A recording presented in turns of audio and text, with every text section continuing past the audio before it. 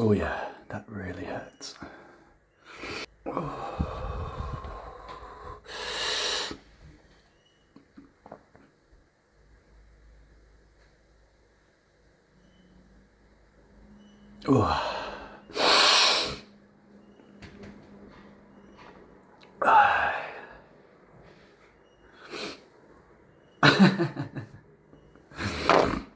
Oh, I'm so upset.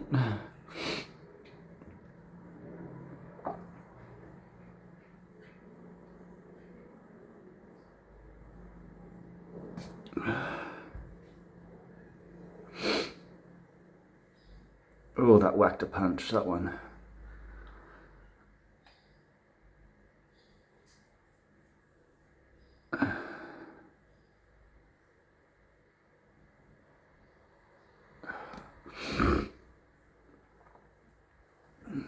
I'm gonna have a big whopping schnoz.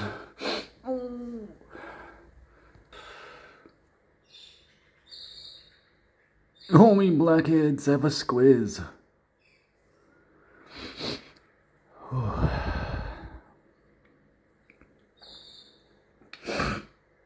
Good for the sinuses, I hear.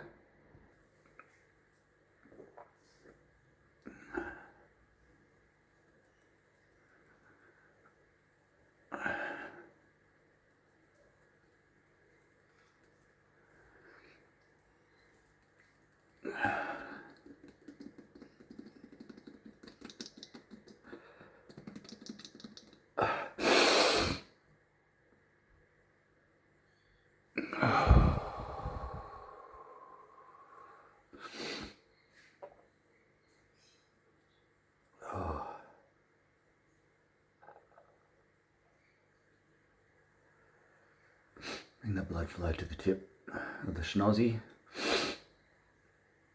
I've got a whopping great big schnoz, so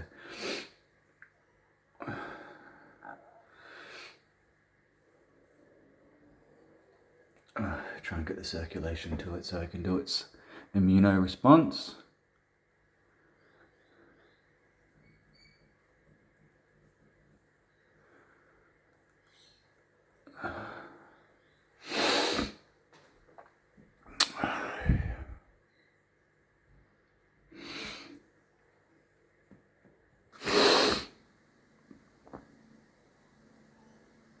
Getting a bit lumpy. Oh, there's Bobby. Hi, Bob. Your dad's crazy. Ooh.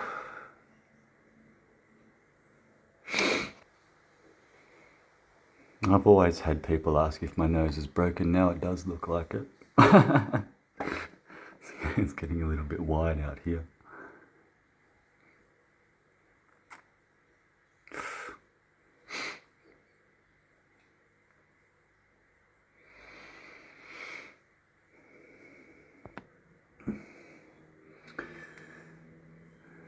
Bee venom's been a huge part of my life already. I've been stung so many times. I've been sticking sticks down beehives in trees that we had on the farm, getting stung right here, waking up every morning like this, having to peel my eyes open like conjunctivitis, smelling pollen every morning, making my eye gunk would smell like pollen. It was beautiful, and honey. And now I'm using it for other means.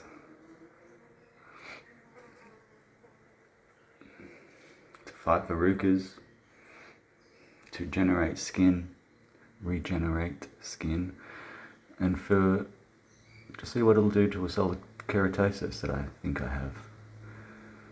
Maybe it was just rosacea. Maybe we'll see what happens to that.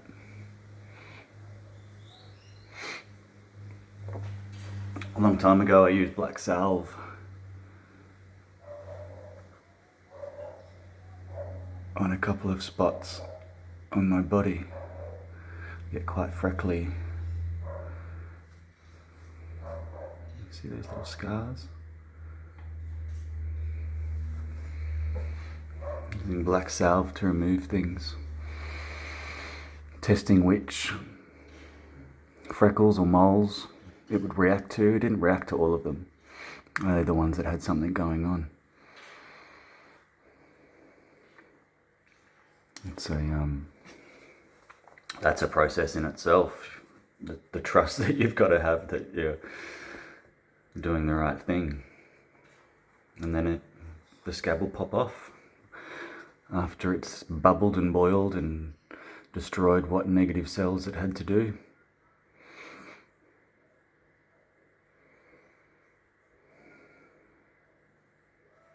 Why can't we take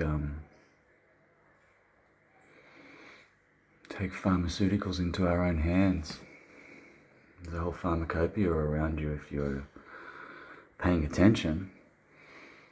Bee venom. Read up on all the studies. Go on PubMed,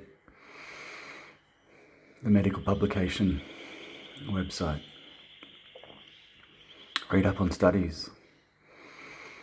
Bee venom. See if it's something that could help you with your Lyme disease, your MS, your HPV, human papillomavirus, the one for that is the precursor for cervical cancer in women, and the HPV that's the precursor to the verrucas.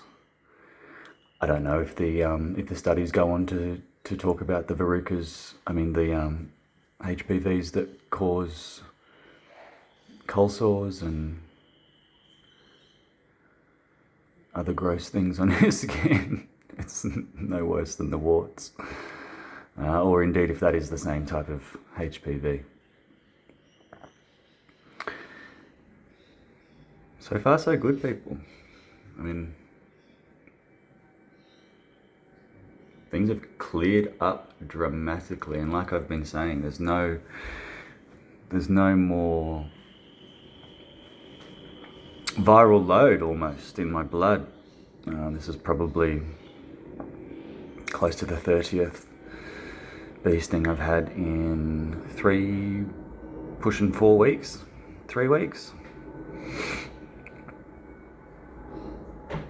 And there's just no extra verrucas that are popping up. I do have a corm. It doesn't seem to work on the corms.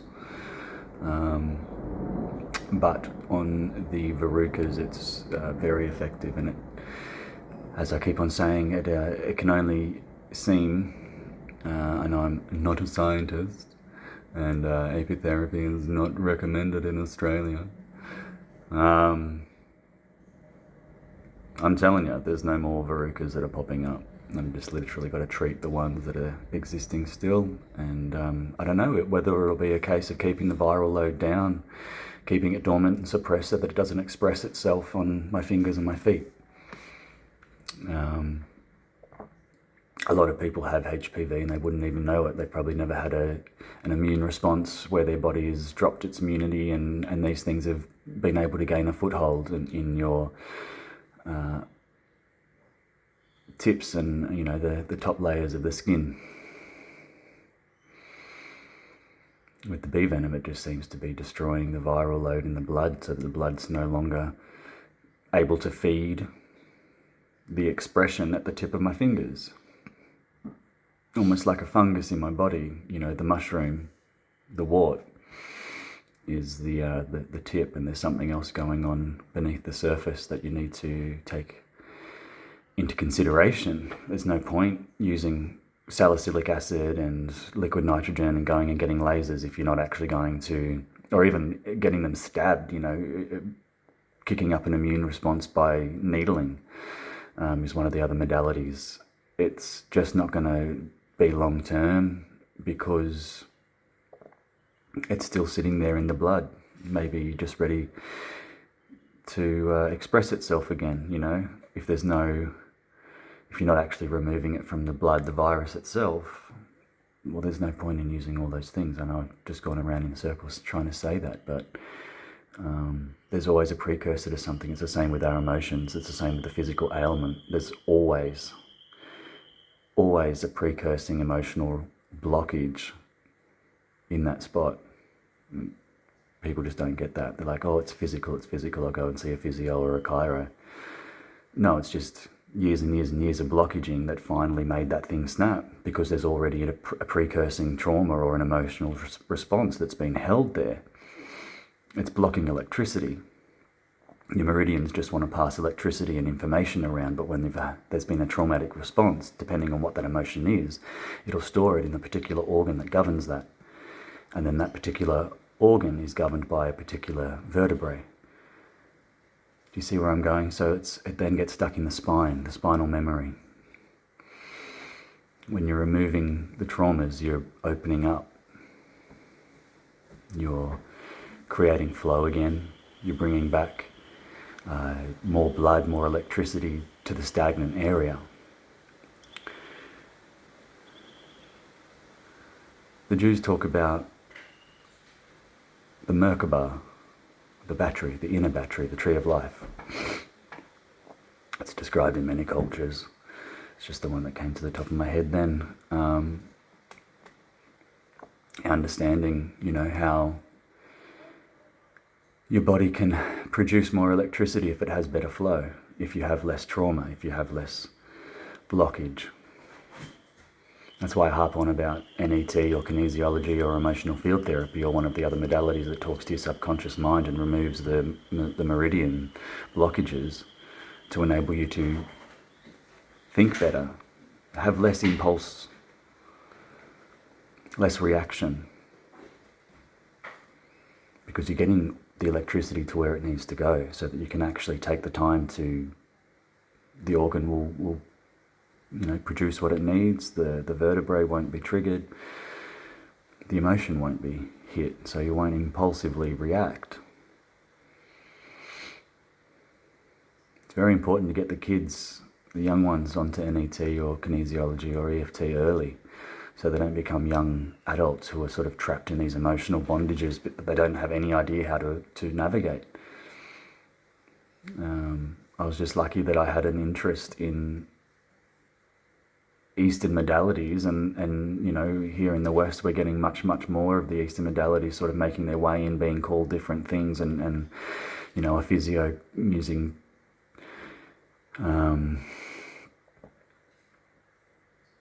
what do they call it, trigger points, and that's just the same as an overlay of an acupuncturist's map and the overlay of a meridian map, but they'll go and sort of 3D it and call it something else, so that you're not sort of able to understand the flow and the entirety of the body's plan, the modus operandi, how it operates. It's like how in the Catholic Church or the Christian Church they'll call it soaking, soaking in God's glory. Yeah, that's brilliant, but it's already been called 1,000 other things before the church got its claws into it. And that's the thing, meditation isn't something that has to be rigid. It doesn't have to be, you've got to sit down and cross your legs. As you get older and you get less rigid about it, you're less, more spontaneous, really, knowing when you need to and when you're fine, and coming back to balance yourself out and touch earth and ground out. Meditation can just be a walk through the bush. Slowly, a meditation can be whatever it is for you. It can be knitting, it can be, I don't knit, but it can be so many different things. It doesn't have to be this construct in your mind that, I've got to do that, I've really got to step out, It doesn't have to be sitting down, giving yourself 50 minutes, just whatever feels right. Go and hug a tree. Go and stand on a rock with your shoes off. Go and walk through the bush with your shoes off, There's so many different ways you can achieve that. You can just start walking around whilst you're driving the car. Sit, with a purple flame whilst you're driving. Or as you're walking slowly through the bush, you can imagine every time your feet kiss the earth, There's just a golden light that emulates, and it, sends beautiful light up to your chakras. They all feed on it.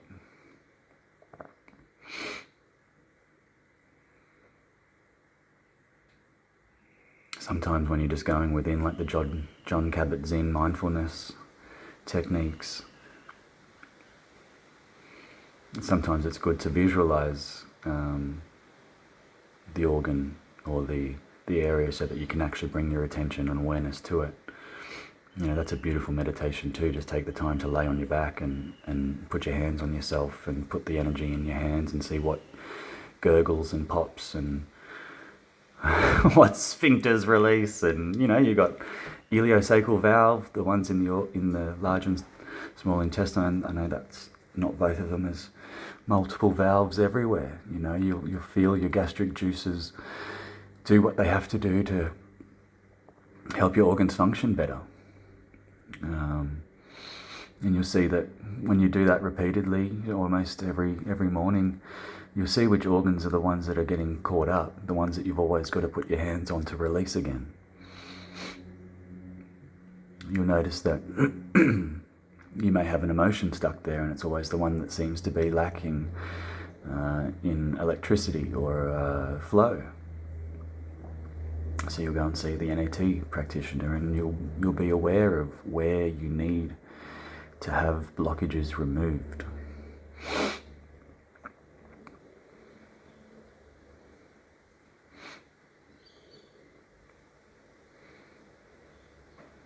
A meditation can be with beautiful frequencies, sound healing. But be careful, sometimes it's good to have a dog or a cat nearby to see if that frequency is indeed true, because I've had dogs whimpering and crying because a particular frequency was actually wrong, very toxic, and people were listening to this like a binaural beat, but the dogs were howling, so it wasn't a good energy. So be careful. I think much of that tomfoolery is easy to spot. Your body can feel it. Like I've been saying, yeses and nos are so easy to interpret once you've got it figured out.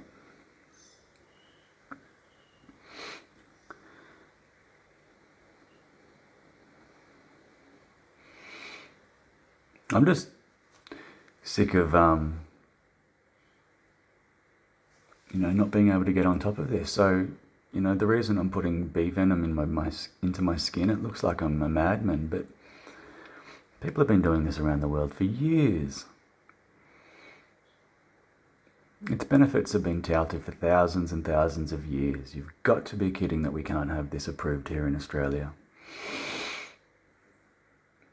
Do it yourself. Keep an EpiPen if you need to.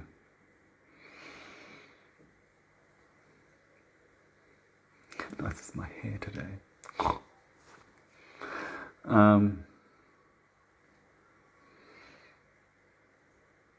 Yeah. If you're not comfortable about the aging process, then, geez, get a couple of these things in you. If you want to improve your blood flow in certain areas, your arthritis, rheumatoid problems, joint problems, it's brilliant for that as well. I'm noticing where, I've punched a lot of walls in my time. I'm noticing where I've punched walls, the finger seems to be improving. Like there's no more, when I'm weeding in gardens, I don't get that kind of fatigue anymore. Carpal tunnel, it would be brilliant for carpal tunnel.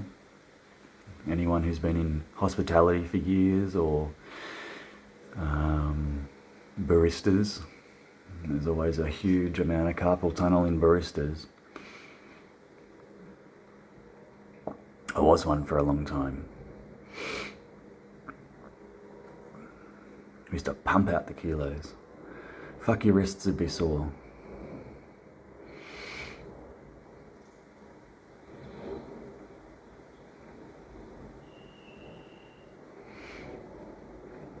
Go and get stung by a bee. Go and hang around a beehive for a minute.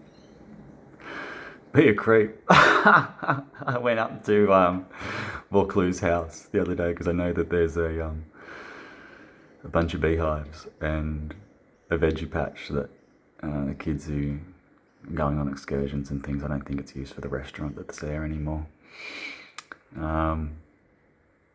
But because the sun hasn't been shining much lately, there were no bees up in my driveway, so I had to go and take measures into my own hands and drive to Vaucluse's house, where I know there's some beehives, act like a tourist, and go and get stung by a bee or two. It was a beautiful wedding. In the distance there was playing some cello and some violin. It was gorgeous. What a way to get stung by a bee.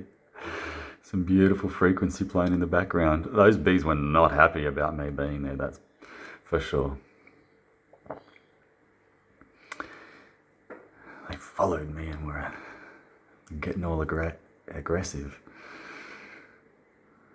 That's alright. It's all part of it. I'd much rather do that than do anything that the pharmaceutical industry has for me. That's for sure. Oh, she's getting pretty firm there. I'm getting a bit of a whopper schnoz. Just had Dr. Schussler's blood cleanser, bone nutrient and nerve nutrient. I'm going to put a bee sting in here, I think.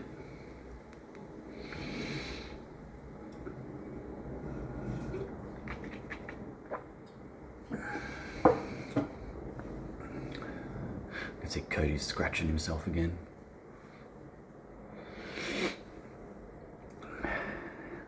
He's a bit over me telling him what to do because he's been scratching himself for a good fucking age now. He's had a yeast infection that's just been an absolute nightmare to get on top of. We've only just resorted to fluconazole with trying to do it naturally.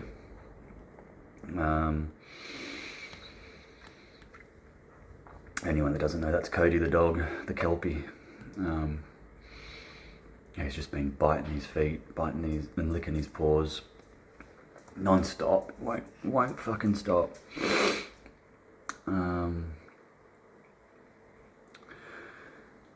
So yeah, the poor bugger is a little bit unhappy with his situation. We had a cone on his neck for weeks, and it started rubbing too much, so it just had to be off. I bought like these sort of neoprene socks that work on a sort of harness that keep them upright, and didn't fit in the first place, and then he would just pull them off at night and just be red raw in the morning with his feet.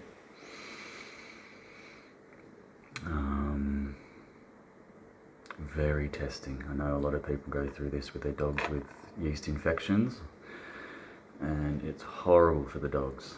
They don't want to walk as much because their feet are sore, and it's the vet pharmaceutical industry that's got to blame for that. That's for sure. All these lies about what a balanced diet is for the dogs, they end up with the same fucked up issues that we do as we get older. Those who aren't paying attention, that's for sure. You know, early arthritis, joint problems, replacing proteins with pea that is known to cause myocarditis in the dogs, or whatever the equivalent is, the heart problems. It's such a shame, you know. Like I said, growing up on a farm, not all the animals got the respect they deserved, but now it seems like we're being geared towards animals being sicker than us, so that we're constantly sitting in a vet centre or a, you know, it's not, and hardly any of them are mum and dad vet centres anymore. It's all conglomerates and profit margins and, you know, absolute bullshit that they feed you, the over-servicing, the under-delivering, the overpricing. double income, no kids, the people who were, you know, they got babies, you know, they got animal babies. I hate the word fur babies, it's fucking ridiculous. And furries, go fucking wake up, dickheads.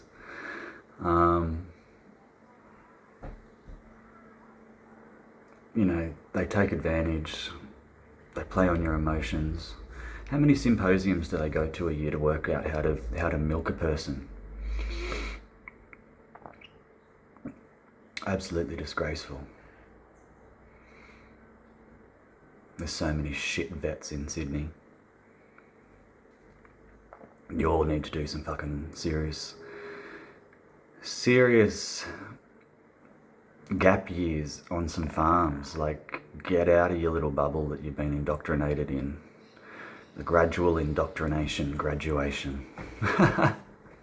Go to your universities where they tell you that all that information in the universe is there, but it's just not. They're just absolutely repeating garbage and spitting out these useless vets who really don't have a modicum of empathy or skill. Growing up on a farm, I've seen some good vets, I've seen some fucking terrible vets, and some extremely unethical vets.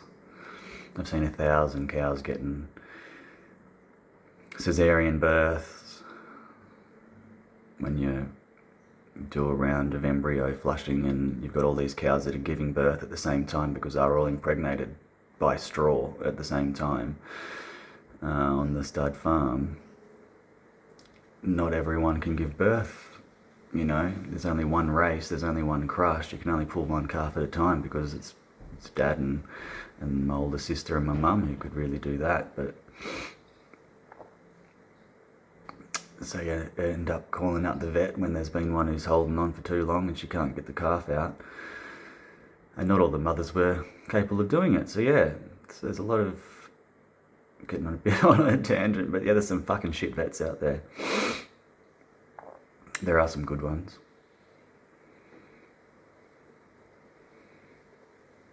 But you got to dig to find them. You really do. I've heard of dogs, two brothers, both undesexed, little chihuahuas going in for an impacted tooth or something. The other one that was, didn't need anything done, they decided to desex it. And the poor lady was left without her dog because they wouldn't release the dog until she signed and paid for it. Dogs, the same vet centre who walked out of the room whilst the dog was on top of the table getting a hair clip, and the dog jumped off and choked itself to death. You know, it's just heartbreaking. It's triggering that there's still those sorts of fuckwit assholes in these positions where they just shouldn't be. People with no respect for animals, but they want to be vets. You know what? Because you got a UAI that said you could do this, this and this, and those were your fucking options. Like a marine biologist. I want to be a marine biologist. Well, why? The fuck do you know about that? And then they just end up being these little cookie cutters who are all the same, who will go and purport all the same things and tell you that your diet's wrong for your dog, but it's actually, what the fuck else are you supposed to do when the dog's got a yeast infection? It's because of all those vet recommended dog foods with all these high carbs got them into that position in the fucking first place. It's a big circle. And you can find yourself doing all sorts of stupid, ridiculous things that the vet will tell you that's this, this and this. Oh, it's a bacterial infection. It's a fucking yeast infection, you dickhead. Honestly. And then you take that little scraping and you go behind closed doors and you study it. No, you don't.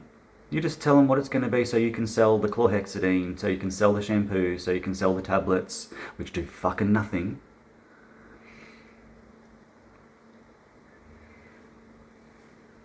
And it's the same with our pharmaceutical industry. What a joke. An absolute joke. I'll leave it there.